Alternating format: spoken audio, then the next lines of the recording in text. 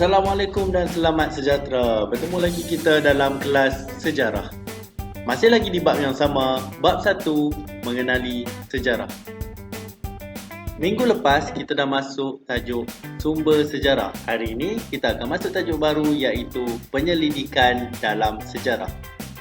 Penyelidikan dalam sejarah ada 3. Yang pertama ialah kaedah bertulis.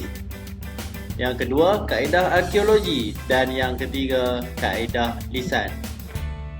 Kaedah yang pertama iaitu kaedah bertulis.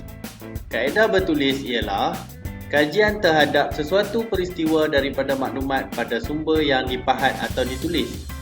Kaedah bertulis juga boleh dilihat daripada catatan seseorang. Jadi kita lihat proses kaedah bertulis. Proses yang pertama ialah mengenal pasti sumber bagi sesuatu peristiwa, tokoh atau institusi. Contohnya, kalau kita nak buat kajian tentang sejarah negara kita, sumber bertulis boleh didapat di negara kita, Portugal dan di Belanda. Sumber bertulis ni juga terdapat dalam bahasa lain seperti Cina, Sanskrit dan juga bahasa Inggeris. Proses yang kedua ialah mendapat dan mengesahkan sumber bertulis tersebut.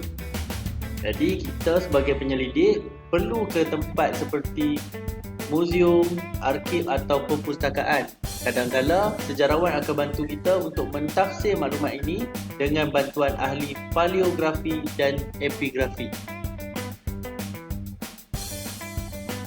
Proses yang ketiga iaitu mengumpul dan menyimpan sumber yang diperoleh.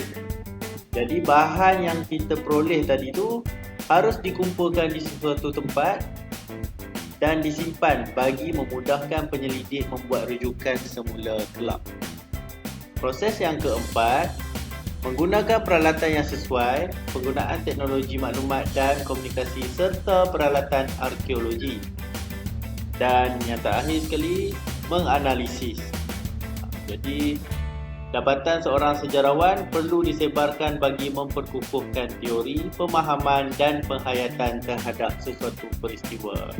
Itulah 5 proses kaedah bertulis.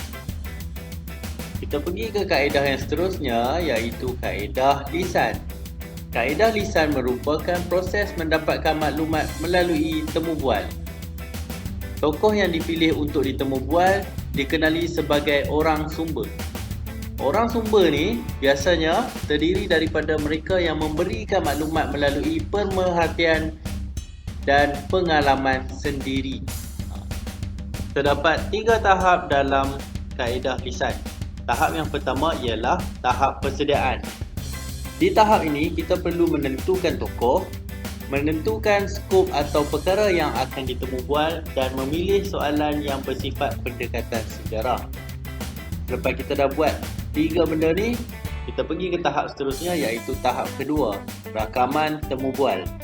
Pada tahap ini, pengkaji perlu membuat persediaan lengkap dengan mengetahui sebanyak mungkin perkara yang dikaji, terutama dengan meneliti sumber bertulis dulu.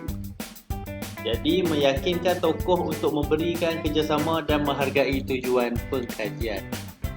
Tahap yang ketiga, memproses rakaman. Pengkaji perlu membuat senarai dan menyalin atau menyunting rakaman. Penyidik juga perlu menilai fakta-fakta dengan sumber bertulis. Dan akhir sekali menyimpan rakaman dengan baik.